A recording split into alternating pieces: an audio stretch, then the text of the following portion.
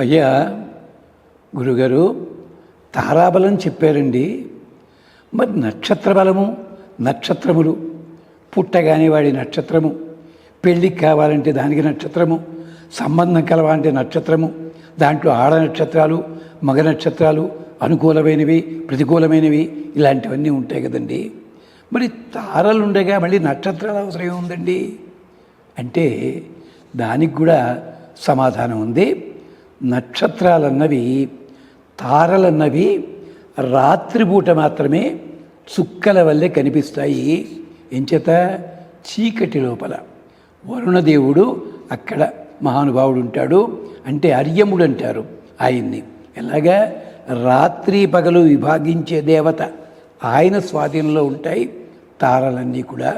నక్షత్రములు 27, అశ్విని, భరణి, కృత్తిక ఇత్యాది నక్షత్రములు 27. ఈ 27ని రకరకాల భాగాలు చేసుకుంటే 12 రాసులయ్యాయి. రాసుల పేర్లుగా వచ్చాయి. అది మళ్ళీ వేరే చోట చూసుకోండి. ఈ నక్షత్రములన్నవి పగటి పూట కూడా ప్రభావం చూపిస్తాయి. ఇవి ఉంటాయి, మీ కంటికి కనిపించకపోవచ్చు కాక ఉంటాయి. ఇవి ఒకప్పుడు పెళ్ళిళ్ళు రాత్రిపూట జరిగేవి. అంచేత పెళ్లి కూతుర్ని పెళ్ళికొడుని చూపించి అదిగో అరుంధతి నక్షత్రం చూపించేవారు చీకట్లో. ఇప్పుడు పెళ్ళిళ్ళు పగటిపూట అవుతున్నాయి. అరుంధతి నక్షత్రం కనిపిస్తుందా? వాడెవడో పెళ్లి కూతురు తండ్రికి కనిపించిందా? అరుంధతి నక్షత్రం కాదు, అట్లప్పు కనిపిస్తుంది నక్షత్రం మార్కుడు. ఇవి ఇలాగే ఉంటాయి. నక్షత్రములన్నవి రాత్రింబగళ్ళు కనిపిస్తాయి. ఎందుకని? దేవగృహాని వై నక్షత్రాన్ని ఏవం వేద గృహ్యేవ భవతి. కృష్ణ యజుర్వేదం చెప్పిన వాక్యం ఇది. నక్షత్రములంటే క్షతం, నాశనము లేనివి. మనమంతా ఇల్లు కట్టుకుంటున్నాం. ఫ్లాట్లు కట్టేవాళ్ళు కూడా 50 ఏళ్ళ దాకా గ్యారంటీ అండి, వారంటీ అండి అని సరే. అలాగే అవి కూడా దేవగృహములు. దేవగృహాని వై నక్షత్రాన్ని ఏవం వేద గృహ్యేవ భవతి. ఎవడైతే నక్షత్రముల ఘనత తెలుసుకుంటాడో వాడు తగిన ఇల్లు కలిగిన వాడవుతాడు, స్థిరత్వం పొందుతాడు.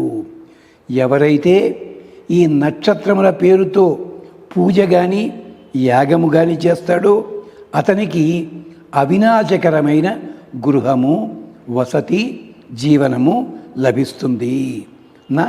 క్షత అంటే నాశనం ఉండదు సరిగదా, సంపద వస్తుంది. అందుకని క్షత నక్షత్ర అయ్యిందన్నమాట.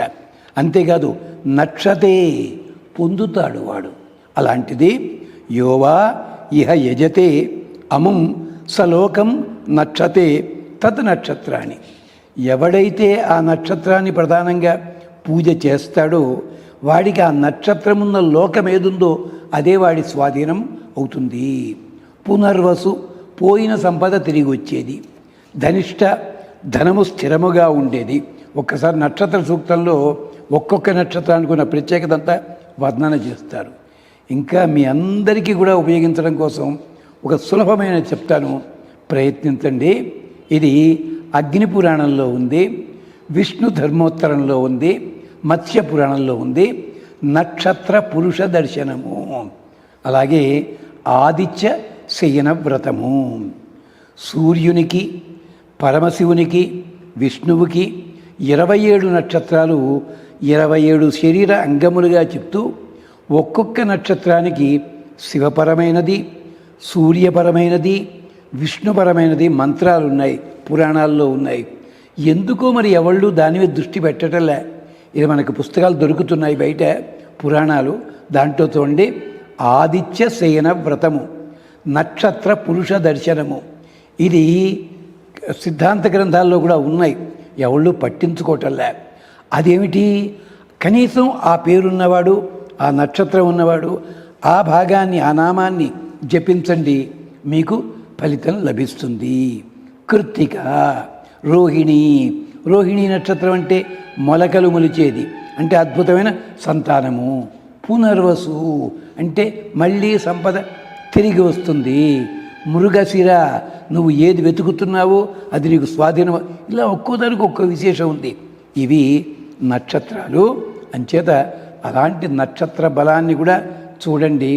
మీ నక్షత్రానికి, మీ పుట్టిన తేదీకి, పుట్టిన రోజుకి, తిథికి కూడా నక్షత్రాలు ఉంటాయి. సరదాగా చూడండి. ఇంకొక మాట చెప్తా. మనకి విరాట పర్వంలో జెండాల వర్ణన చేస్తాడు అర్జునుడు. అక్కడ ఒక్కొక్క యోధుడికి ఒక్కో జెండా ఉంటుంది. ఆ జెండా కూడా వాళ్ళు పుట్టిన నక్షత్రాన్ని బట్టి, నక్షత్రములు ఏ రూపంలో ఉంటాయో వాటి తాలూకు జంతువులు, వాటి తాలూకు గుర్తులు ఉన్నాయి. ఇది కూడా నక్షత్ర పురుష దర్శనమని దాంట్లో చాలా విస్తారంగా ఇస్తారు. ఇది నక్షత్రములకి తారలకి ఉండే తేడా. స్వస్తి.